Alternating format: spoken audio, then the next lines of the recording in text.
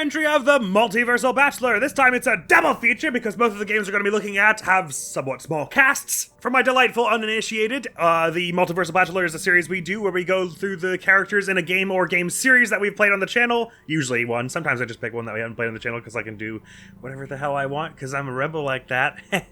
But in this case, it's 2 games we played on the channel, and I ranked them by how much I would date them, based on 5 qualities. They are cutitude, how physically attractive I find this person. This goes down to fashion. This goes down to having pretty eyes and stuff, and carrying themselves in a way that does not immediately threaten my well-being. Then there's strength. This is how much they can protect me from the threats of the world in which they reside. We judge them by the threats in their world. And speaking of threats, there's a threat of spoilers for both games, Celeste and Doki Doki Literature Club, in this video. So if you haven't played them and you want to and you don't want to be spoiled, this is not the place for you. I'm going to tell you how they all get killed by a crocodile in the end. Do you want that?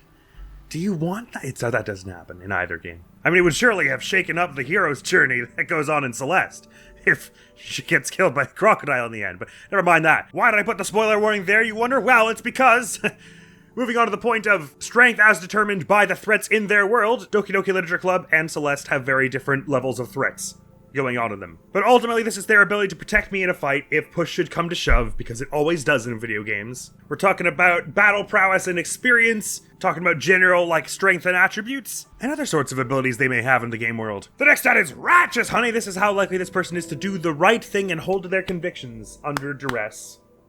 The right thing as arbitrarily determined by me. If I think they're a bad person, sucks to suck. We're judging them based on the morality of the world also, to a point. It's just not fair to judge someone from the Danganronpa-verse the same way you would someone from Animal Crossing. The stakes are a lot higher in Danganronpa, people have to make harder choices. Well, that said, I've made some hard choices in Animal Crossing, but I digress. The penultimate stat is quality of cuddly. How fun is it to spend time with this person? It's well and good if they're super good at fighting monsters, and they're super pretty, and they're super good at being a hero person, but if their pastimes are building roads with a hammer, I don't know if I want to do that every day of my life that we're hanging out. Are their pastimes safe and fun and accessible for someone like me? Are they something that I could be convinced to do? And do they even want to hang out with me? Or anyone? Or is hanging out and doing things with people not their thing? And the final and most importantly stat is kindliness. There's a bit of overlap here, arguably, with righteous and quality cuddly, but I think kindliness goes a lot down more to intention. It's how intent they are upon maintaining the mental well-being of those around them, and other forms of well-being, I suppose. How much they care about others' emotions, how much do they go to their way to make other people feel good in their life? Do they insult people for fun? Ideally not, unless it's really funny. And so on. Now let's blitz both these games. No, you did not get that right. So we're starting off with Granny, who is kind of the de facto groundskeeper of Celeste Mountain. I don't find her repugnant, but she is an older woman, somewhat fairly out of my age range. I would think a 3 there is fair. Now strength, this is an interesting one. I believe there are, so there are monsters on Celeste Mountain. You gotta be pretty capable to get past them without exploding into a million small orbs. I believe it is implied or was said somewhere out of canon, on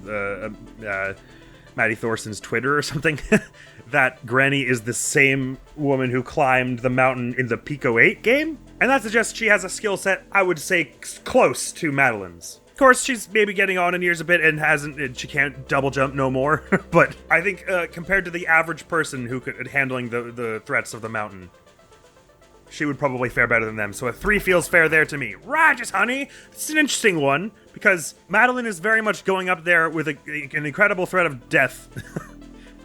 And Granny doesn't, do a lot to dissuade her. And to her credit, that is in part because Madeline has lessons that the mountain is going to help her learn. The mountain kind of pushes you to confront your worst self and all, and be honest with yourself about how you really feel about yourself. So you could argue, and she kind of does, is you probably shouldn't go up there, you might die. And then Madeline's like, whatevs.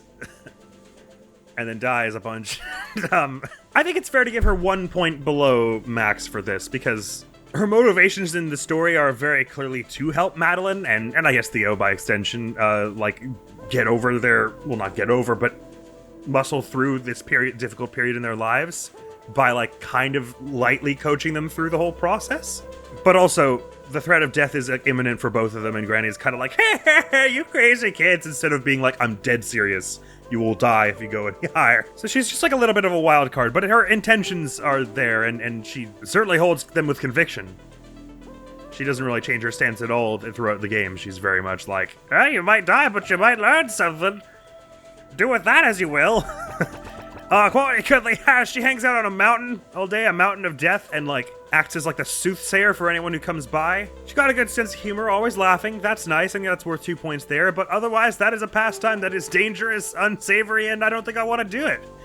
Well, it's not all the way unsavory. She's doing it sort of to help people, kind of, but partially, I think, a little bit for her own amusement, in a slightly twisted way. Not certain it's something I want to do, but I think while she is maybe a little cavalier about the amount of death that can happen, considering she climbed the mountain in her youth and ostensibly went through something similar, we don't ever get like specific details on that, but it's pretty heavily implied she came up here because she was doing some soul searching a la Theo and Madeline. So I think you can say it comes from a place of compassion, her choice to take up a post by the mountain and sort of guide people through it in a very sarcastic and occasionally unhelpful way. So I'm going to give her the benefit of the doubt and give her a 6 there. Even though she does conduct herself unkindly, I think it's pretty fair to say, through some portion of it. Next, Mr. Oshiro! I don't know why I didn't put Madeline first. Usually I do them in order of, roughly the order you meet them.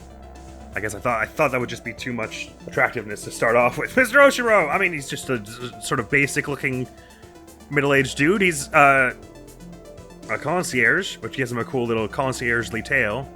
So I think that brings him up from like a 4 to like a 5. Cool. Strength. Now, it's sort of inadvertent, but when he's stressed out, he spews out little murder dust bunnies. That's pretty cool. But as I say, it is inadvertent, so it's probably more likely in most cases to be a liability than an asset. And I mean that in the best possible way. I'm purely being objective here, Mr. Oshiro, for survival's sake. If you and I were hiking up the mountain one day and one of those crazy things out of the mirror came at me that was like a monster that reflected my own apprehensions about my appearance and personality, we could try being like, Mr. Oshiro, get anxious really fast, that you spew darkness bubbles at them, but I just don't see it going well. But ability is great. Your non-corporeality is an asset and also a drawback in some ways additionally. Righteous, honey! Sort of an awkward stat to give because once again, this is another game where like, we're seeing these people at the lowest points in their lives. In some cases. Or their deaths, I guess, in his. So like to draw a general conclusion about how righteous of a person he is when he doesn't have darkness bubbles spewing out of him and turns into a giant vampire.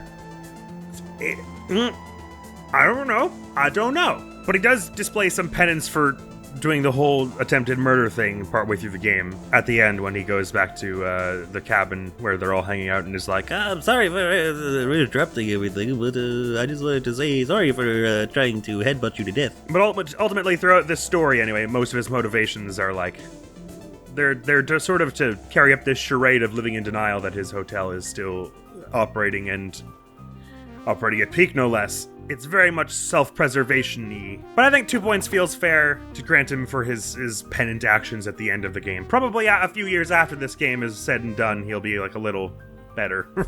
Quality of Cuddly. Similarly, he's very dedicated to his business, and it's not that wouldn't offer some comfort, but it would get a little pressing and trying after a time, you know? It's like, alright man, your hotel's great, it's awesome, it's colossal, it's got a computer, it's got a swimming pool, it's got like 8 different laundry rooms. The presidential suite is gorgeous, but if you're always going to like take the next guest and housekeep, I'm never going to be able to spend time with you in the hotel. I'm just sitting there by myself in a pretty-ish room. So I'll call 3 points there. And kindliness, another stat that's kind of difficult to get at here. He's a very emotional character who's very deep in his own emotion goulash at the point the game picks up. I think there is kindness there. When you look through the old documents about like from when the time the hotel was closing down, it seems like there was a really like close familial bond between him and the staff, which is probably why he's having such a difficult time letting go of it, even in the afterlife. And I think it's probably fair to extrapolate that he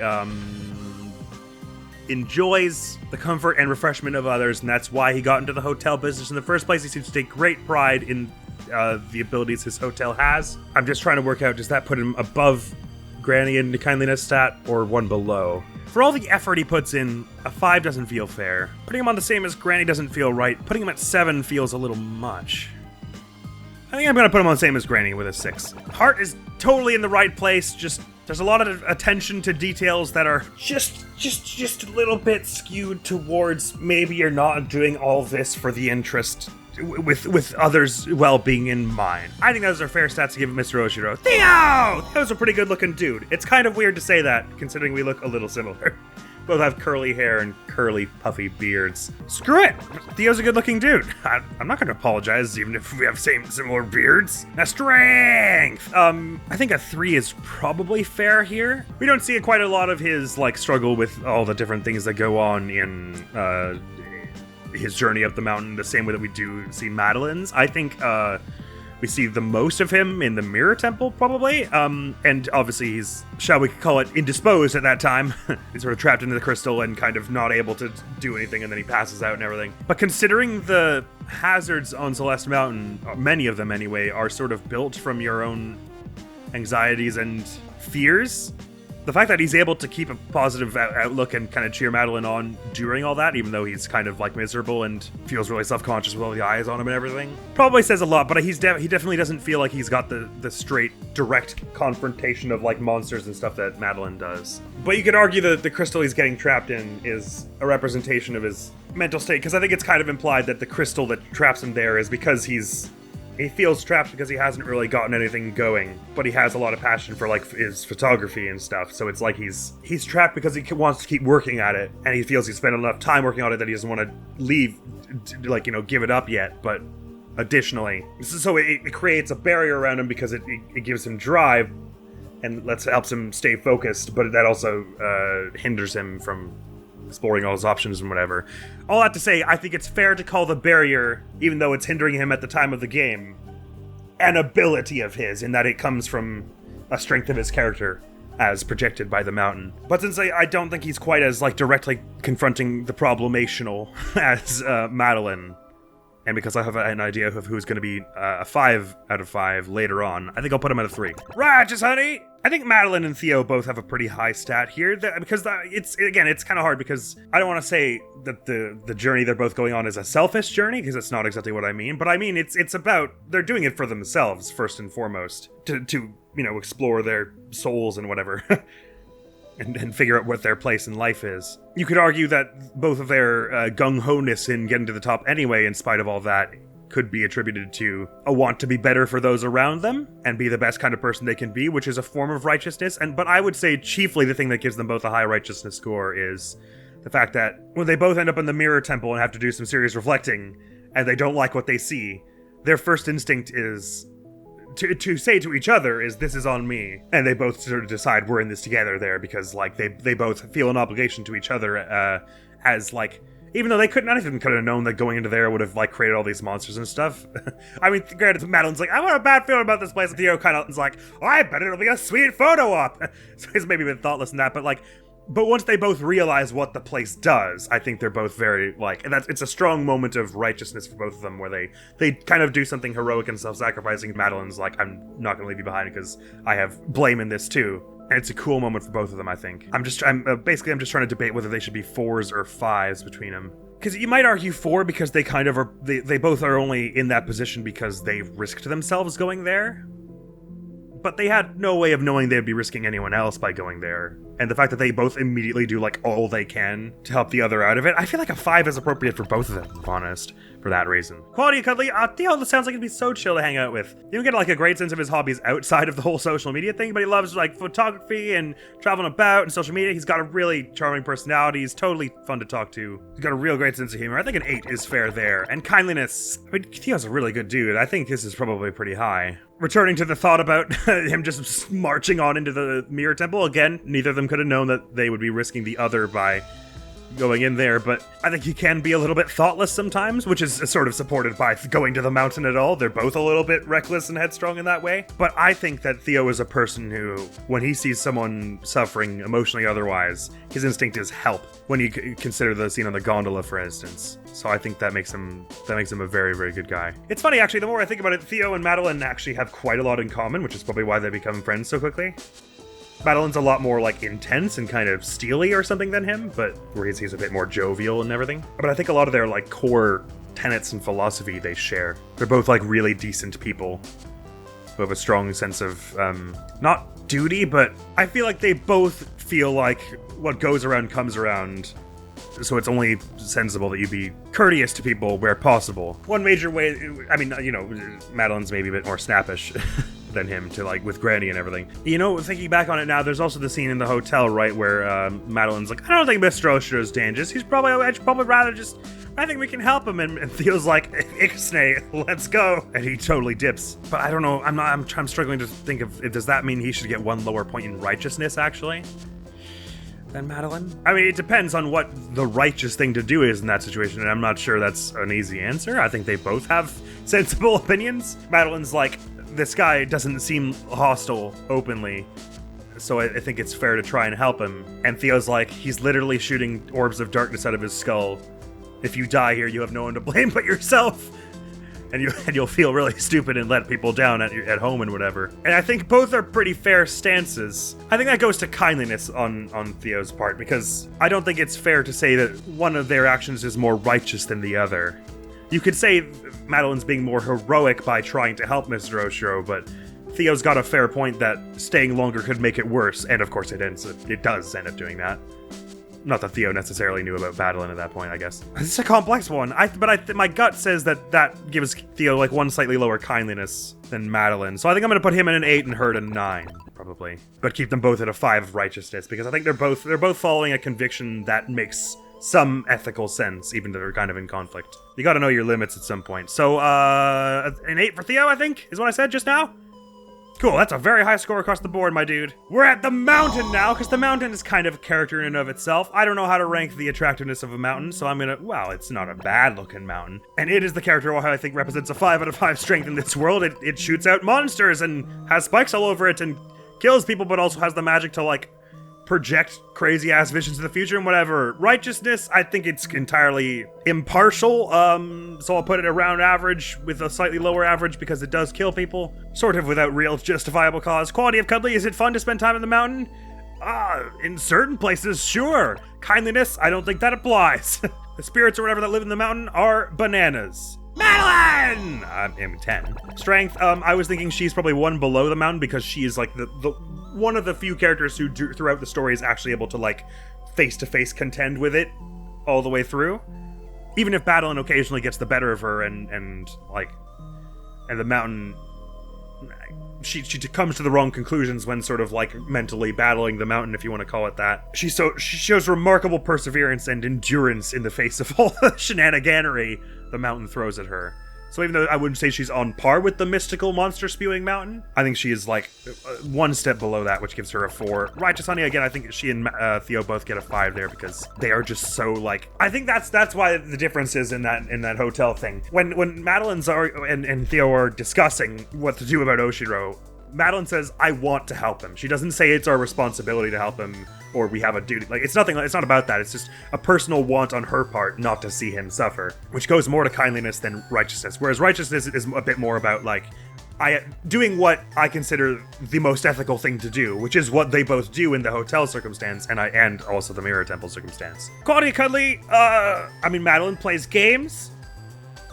She can make a kick-ass strawberry pie, apparently. She's pretty gung-ho and competitive with herself, so it'd be one of those things where, like, in the sports movie, when the love interest is off watching the side, like, oh, how far they'll go. It would just be, like, incredible to watch her work through a problem, you know? I think she would be very fun to hang out with. Of course, at the time of the thing, she's, like, you know, struggling a bit with alcoholism and stuff, and is maybe a bit short with people.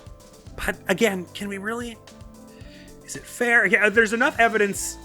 Unlike a situation with Oshiro, where we basically mostly get evidence of the obsessive side, I feel like Madeline has enough evidence that once she's doing a little better, if you stick with her and you know, keep faith in her, she'll retrieve a bit of normalcy in her life and be able to hang out with you in a non-miserable context. So I gave Theo an 8.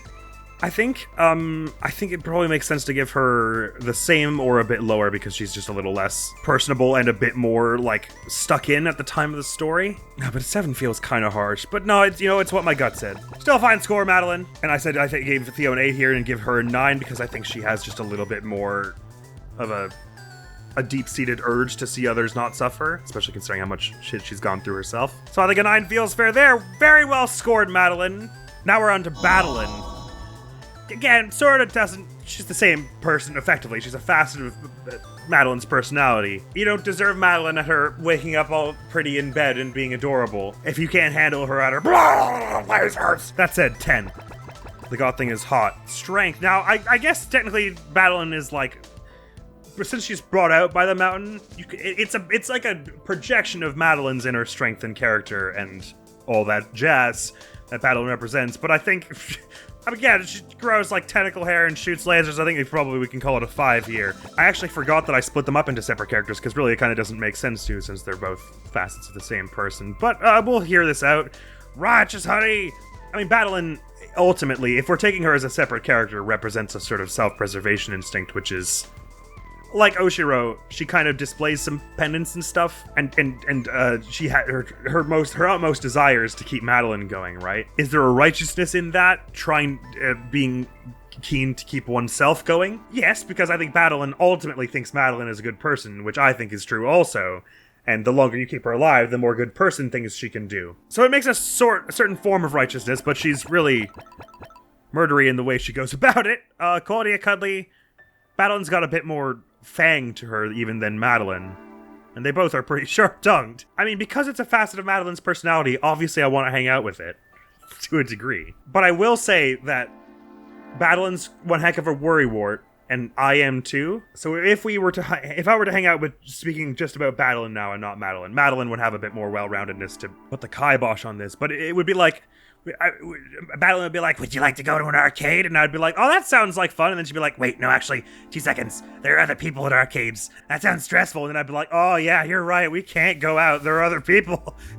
We would just be completely ineffectual together. Whereas if it was with Madeline, she'd be all like, want to go to an arcade? And I'd be like, yeah, oh, but what about other people? And she'd be like, yeah, be fine. I'm scared too, but I want to win a big stuffed panda. And then it's like, I'm convinced. So I think I have to give her a few fewer points. Or 1 fewer, maybe down to a 5. 5 points for I get to hang out with someone who's effectively Madeline. Lower points because we're both warriors and we would ruin everything. Kindliness, again, is a very hard one to measure for Madeline. I think it's pretty low, though. Since she chiefly is about self-preservation. She represents a kind of self-love with Madeline, but even that is pretty indignantly ignorant about Madeline's emotional state. It's like... I'm gonna keep you alive, whether you goddamn like it or not, is very much the feel, right? So, and moreover, I'm not Madeline, so she probably wouldn't be very nice to me. But I feel bad giving Madeline a bad score. Does anyone else feel like I said bad too much just there? Let's just give her a 4. I think that's probably being generally fair. Awful giant eye things, yes. So who knows if I would even see these going to the mountain because they're a representation of Madeline's anxieties. My monster would probably look, or whatever it would show up as for me would probably be pretty different. But just judging it as they look with Madeline, I mean, it's kind of cool looking. It's pretty horrifying looking. Strength out of 5. On the one hand, Madeline kind of can dispatch them sort of easily by, like, just kicking them in the face. But it's hard to tell if that's because Madeline's just crazy strong and, like, perseverant, or because these things aren't actually all that ridiculously strong. I think maybe putting them on par with Madeline kind of makes sense because they are sort of born of her. Nah, maybe a 3 makes enough sense, actually. They're definitely not, because they represent an anxiety that Madeline will hopefully eventually be able to sort of suppress more. I think that alone makes them pale in comparison to her capacity in this capacity. Oh, I said this was a short cast. We were going to get through it quickly, but it's already been 40 minutes. I never realize how many thoughts I'm going to have. I think we'll call that a 3. Righteous honey, I don't think that applies. It's a monster born of an anxiety. It does not understand what a righteousness is. Quality of cuddly, 1. There's some cool visual effects that go on screen, but ultimately I don't want to be near that thing for too long. And kindliness, again, I don't think that really factors. It's kind of just like a mindless monster that represents an anxiety, so I think that's maybe all. Oh no, there's Alex, of course. We never meet her. I'm gonna assume she's roughly as attractive as Theo. Strength in terms of how she would fare on the mountain, kind of hard to say. According to, Theo says Madeline reminds him of Alex, so I think it's probably fair to say Alex is pretty, and I think he even says that she's like really sort of strong-willed and never say die type, which obviously gives you a lot of strength on the mountain. I think it's probably fair to put her on par with Theo in terms of how, because I think Madeline, we're supposed to kind of take that Madeline pushes herself to an exceptional near superhuman point on the mountain where a lot of people perhaps wouldn't. And couldn't, because she's just that goddamn brilliant. So I think a 3 for Alex feels fair. Righteousness, I don't know enough about this character for me to have fairly included her. I bet she's totally righteous, and she's a lawyer, but she sounds smart as a whip, probably fun-ish to hang out with, got some interesting stories, kindness. Sure, she's probably sweet enough. Good, let's just end that there. Oh yeah, those blocks that are all like, I mean, I'm not sure I'd want to... They're a little frightening to look at, but they're pretty funny. Strength, yeah, probably like a 2 is fair. They're like more of a hazard on the mountain than like an entity. Righteous honey, I mean, they'll take you where you try and get them. They just don't really pay attention to who they kill in the process. They make the funny noise. That would only get annoying after like a week. I think they've got big ol' soft hearts in them. Theo's grandpa, I guess. Yeah, sure. Putting him on the same level as Granny feels fair. He climbed the mountain, same as her, probably same deal there. Righteousness, hard to say, I would never meet him. 3 feels right. Quality, cuddly, sure. Maybe that we go. I mean, we know he helped Theo. It was him who told. Theo said Alex suffers from panic attacks, and Theo's grandpa is the one who told her about the feather thing. So he clearly pays attention to those around him and leaves enough of a personal impression that you remember him all that time later. So maybe a 7 is fair there. I was kind of motoring through it as a joke because I don't ever meet him, but extrapolating a bit there, I think kindliness is also probably pretty fairly high. Let's put him at a 6, same as Alex, because we just benefit of the doubt 1 point over average, but also who even knows. Yay, it's results time! What a strange game this was. So down in the Defiler of Consecrated Ground tier, we've got the Awful Giant Eye Things. I don't think too much explanation is needed on that front. I don't want to date one of those. In tier, we have the mountain. It's very cool that people who come out of the mountain, who survive the mountain, come out with like a newfound understanding of themselves and their place in the world and their like inner machinations. It's also a giant mountain filled with vengeful spirits that murders people. I dated several of those in university. Not a good time. Now, an F tier is Mr. Oshiro. He's just sort of a middle-aged dude who's very, very, very keen on his business. Doesn't seem tremendously objectionable. Again, he's going through a hard time during the time of the game, but how about no? Sorry. He's very married to his work, you see. Also, an F tier is the blocks that are all like, no thanks. And Granny also, yeah, I feel like she's definitely a good person. Madeline obviously has a quite deep bond with her by the end. She seems a little crazy and unpredictable, man. I'm not sure, even if we were slightly more age close, I'm not sure like reliability and consistency are her two foremost traits. She's a bit of a wild card. Sometimes you just need like 1 ounce of stability in your life, you know? Up in a D tier, this is a little less of like an outright, oh god, this is a nightmare of a relationship, and just a bit more like, this is a bit weird and not great. Theo's grandpa seems like a nice enough dude, I guess. He just seems a bit like a grandpa. I appreciate his warm and wholesome side, but also I know basically nothing about him. Up into tier C now, this is just like a fairly negative relationship. Didn't go amazing. Could try again sometime later, who knows? Obviously, she looks like Madeline, and Madeline's super attractive and cool and capable and things. And funny. But she also basically is Bizarro Madeline, whose main interest is keeping Madeline alive and hitting other people who don't like Madeline. Or may pose even some marginal risk to her. She represents Madeline's, like, lashing out in self-defense, basically. But, like, blown up to a massive degree. But yeah, the whole red eyes thing and purple hair is a cool twist on Madeline's whole design and everything. And obviously she's still got, like, the core of Madeline in her. It's just, like, basically, more than Madeline, she's, like, intense Madeline. And Madeline's already fairly intense, which I mean in the best possible way. Also in tier of C is Alex. We don't meet her, kind of like Theo's grandpa. We only hear about the two of them through Theo, basically, but she seems cool and well-rounded enough, just operating on so much guesswork, and also being a lawyer's pretty all-consuming kind of job, or so it would seem to me. So, it sounds very consistently high stakes and intense, and I'm not saying I would never date a lawyer. Obviously, if you've seen any of my sturdy playthroughs, you know that's not true. But I am saying, knowing nothing else about her, I'm guessing that means she's sort of predisposed to being kind of serious, and maybe not always having that much time to just kind of chill out and veg and play video games with me. Up at a beach here, this is a lot more of a positive relationship. You know, some things forth and back here.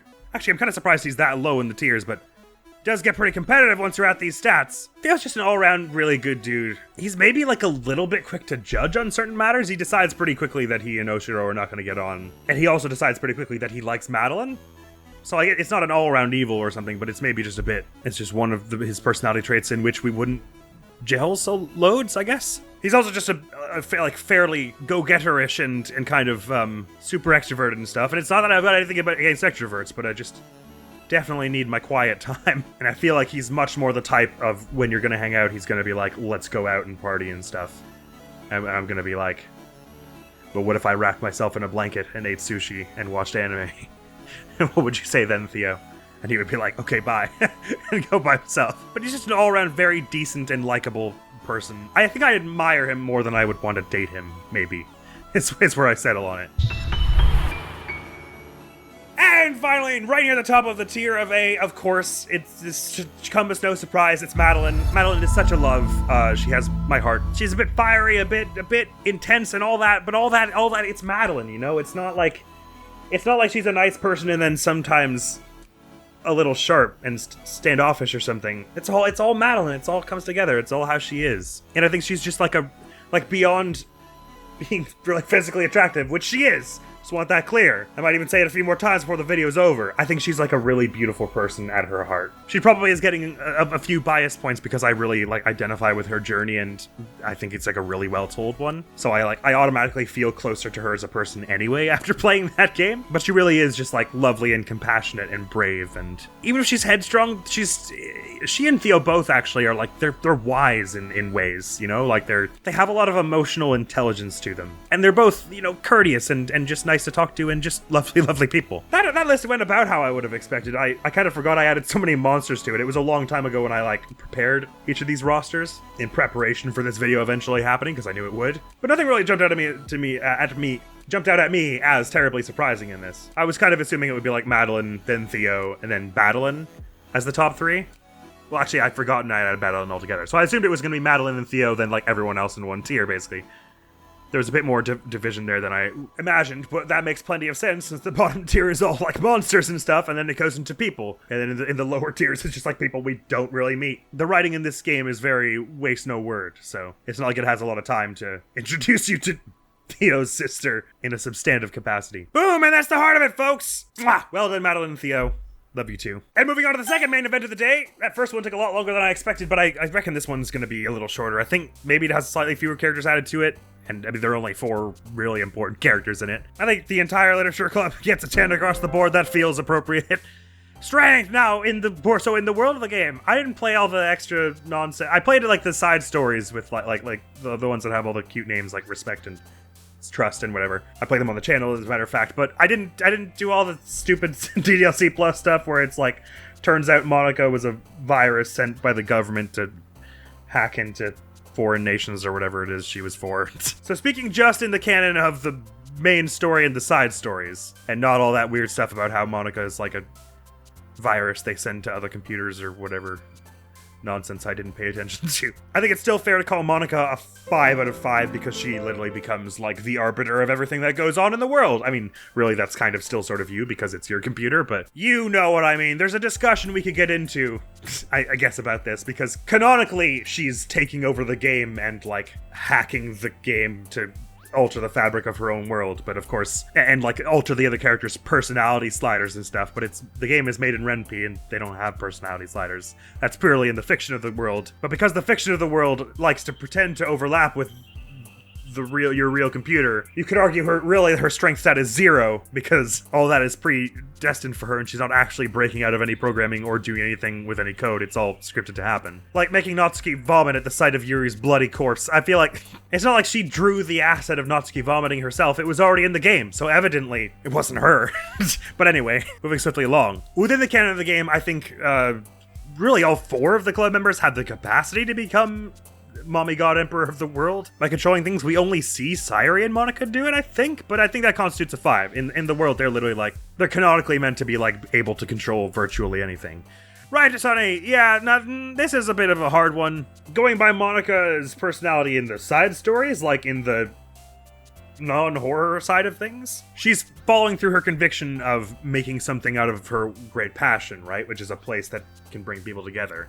Which is both kind and righteous, I would say. Visiting the main story where she goes berserk and starts murdering everyone, that's obviously like a little less cool in the righteousness department, but granted, Sayori, while never turning directly to that path, it starts to look like she might right around the end, in a way that kind of suggests it would happen to anyone in her position. Can we really mark her down on a personal level for something like that? I'm not sure, but I will. Let's give her a 3 for that, I think. Quality Cuddly, she's pretty personally charming, I think. She's all the other club members seem to kind of look up to her and enjoy spending time with her. They all, if I'm honest, they all fawn over her a little bit.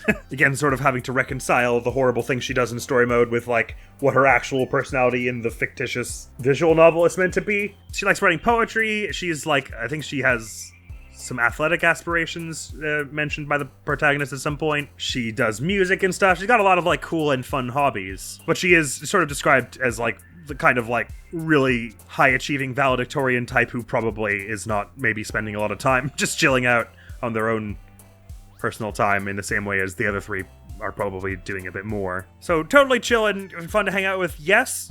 Has time for you, maybe not. Has time for herself, maybe even less so. But yeah, if Monica is throwing a house party, I mean, that's a place you want to be. And kindliness. I mean, I think it's fairly high. Again, it's kind of like Dimitri in Fire Emblem Three Houses. It's like, kindliness is a big part of his personality. He's like being sweet and compassionate for the feelings of others. Does that mean he always takes the most ethical course of action?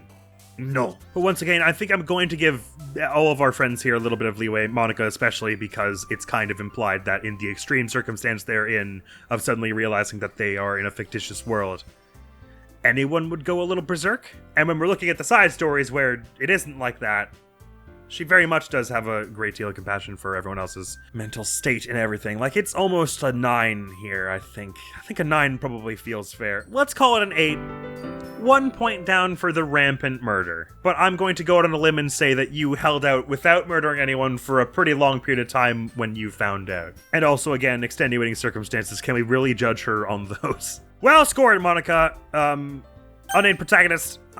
You see him from the back one time. I mean, he certainly doesn't look like a bad-looking dude. Strength, I guess he gets a 0 here, because kind of technically in the world, since he's the only one who, like, doesn't have assets and this fictitious Renpi stat that doesn't exist of, like, personality sliders, he theoretically in the fiction of the world can't be one of the people who goes out and goes nuts and becomes Emperor of the Universe, so I think that basically puts him at a relative, well, maybe a relative 2 feels more fair. If 5 is controlling the entire world, then maybe like 2.5 is still a normal person. So we can be charitable and round it up to a 3, probably. Right, honey. He does express some concern for trying to follow up with and do the right thing by his fellow club members. He is also very upfront about only going there to get a date at the beginning, in a sort of weird and slightly upsetting manner. I think we can call him pretty average here. He doesn't strike us especially heroic or villainous. He's just a little bit weird. I think it's probably fair to say. Quality Cuddly, he mentions, like, digging comic books and playing video games at some point, I'm pretty sure. Seems chill enough to hang out with. I mean, he's a bit...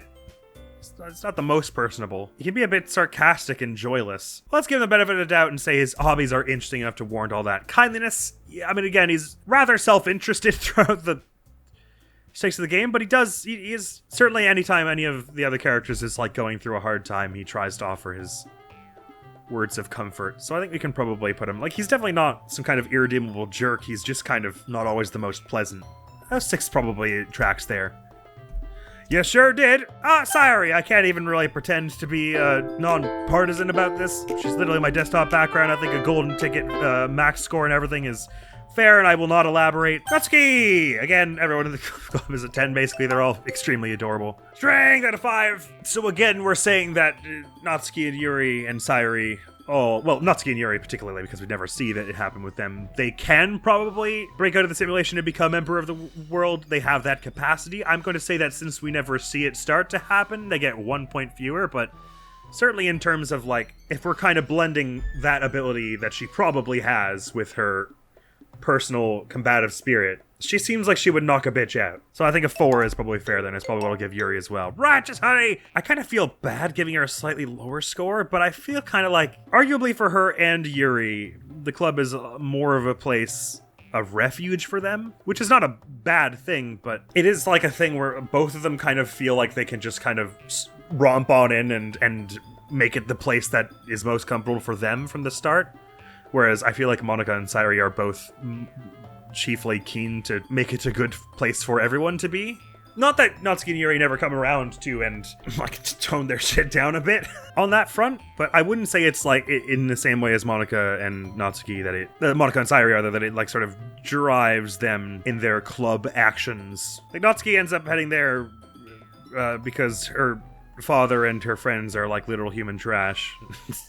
I mean, that's maybe a bit strong, but they're pretty horrible. And she just needs a place where she, like, won't be judged. And I feel like Yuri kind of wants a place where her talents can shine through, and in a little bit of a way, people can be a little impressed by her and sort of see where she shines, which, and again, neither of those just intentions are negative from the get-go. It's just that they both start out in a kind of very self-preservation-y place, but I think they both then make pretty serious strides toward the good of the people around them in a sort of general righteousness way. So even though I guess that means I gave Monica a 3 for all the other stuff, did I give her 3 in the end? I think that's right. I'm probably going to put these two higher by putting them at a 4. I think it feels fair, but yeah, since it's kind of about them at first, I feel like 1 point lower it feels kind of fair, but they're obviously both pretty justified in wanting a space like that for themselves, and of course it adds credence to what Monica and Sayori were trying to achieve. Anyway, quality and cuddly.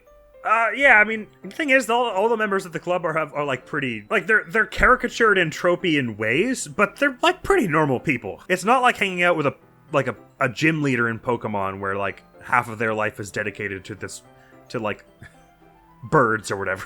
they're all decently well-rounded people who like have normal pastimes and interests. They're just like they've all got, like, troubles and stuff. And then, you know, sometimes there's a bit of murder involved. But she digs reading manga. That's super cool. I'm not, like, a huge graphic novel guy myself, but I could be convinced. She likes making cupcakes. That's fun and cool. And when no one's, like, questioning her interests and pastimes, she's super fun and chill to be around. She's got a good sense of humor and, an entertaining snark to her, you know? I think 8 is probably fair as a score there. Kindliness. She's probably, of the 4 of them, she's probably the most, like, prone to kind of disregarding others' emotional states, which, again, is chiefly a defensive thing. In reality, she does have quite a lot of heart to her. But yeah, I think she just lets her anger and, like, trauma, essentially, get the better of her sometimes in a way that kind of impedes her ability to maintain and concern herself with the emotional states of others. So a 7, but she's good-hearted, and that's quite a lot of love to give to her fellow club members all in the end. So I think a 7 feels appropriate there, which means we're on to Yuri next. Once again, I think that's fair.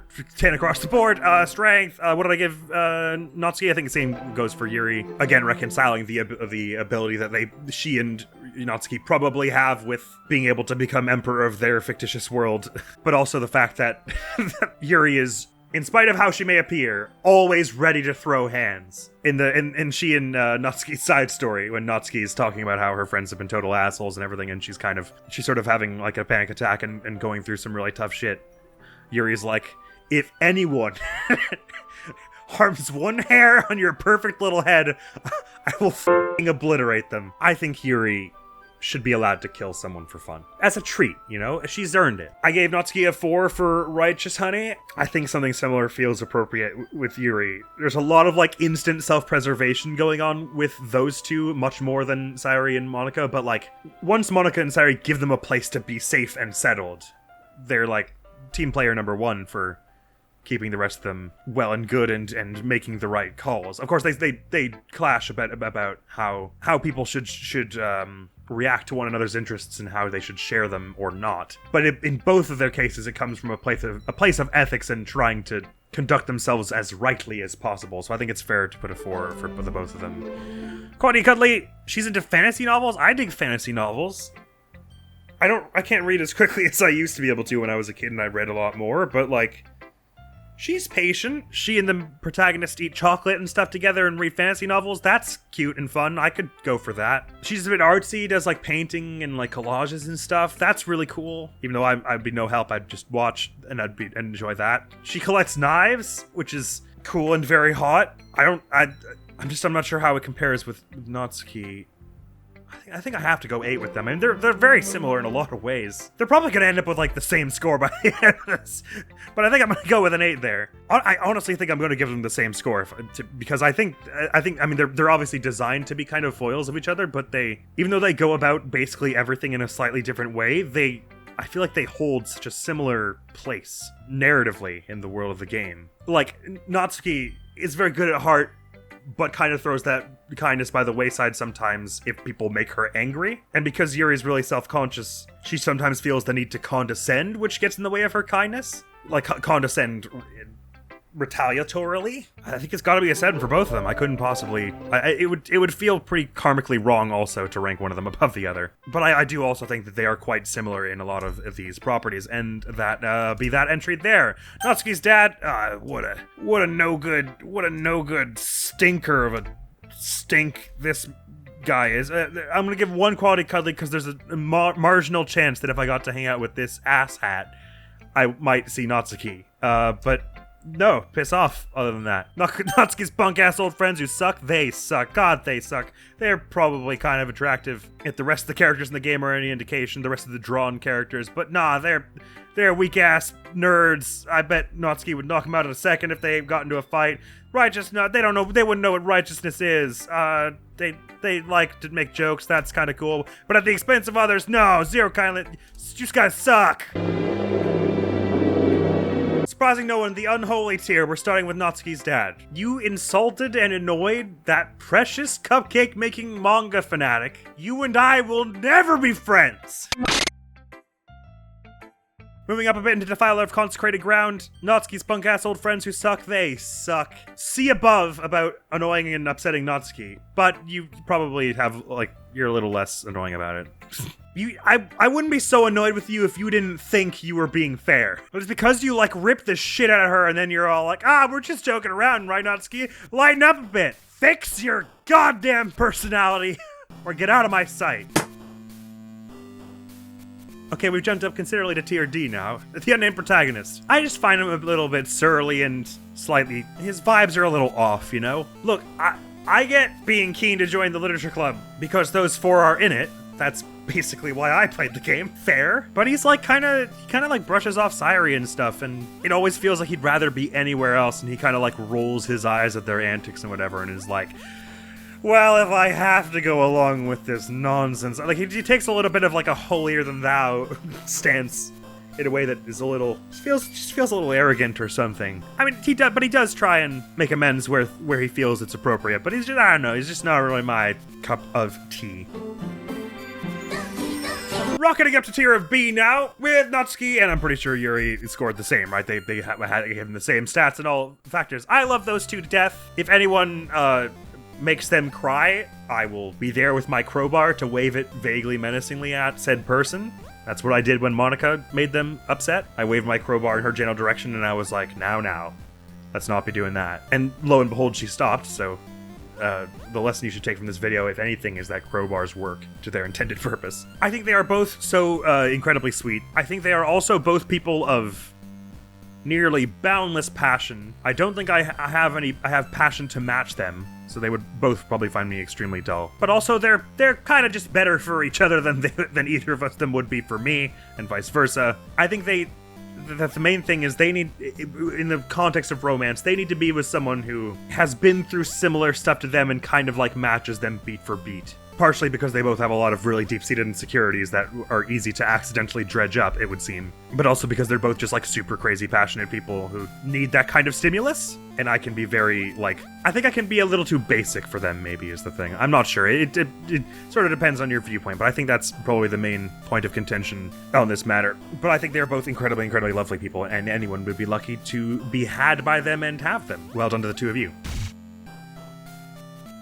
Fly along up into A tier, just a wee bit scoring higher than the other two, just because I think maybe Monica and I are maybe slightly more compatible personalities than Yuri and I or Natsuki and I. In a similar way to them, she's very goal-oriented, and I would never keep up, and so she would probably be incredibly annoyed to have to drag me along. She's a very driven and accomplished person in a way that, okay, obviously is super attractive. Also in a way that would make her a really cool and well-rounded partner, I think, in life. There is the whole murder thing, which lowers the righteousness a bit, but she's very stout-hearted, I think, and is a very good person to other people, murder notwithstanding.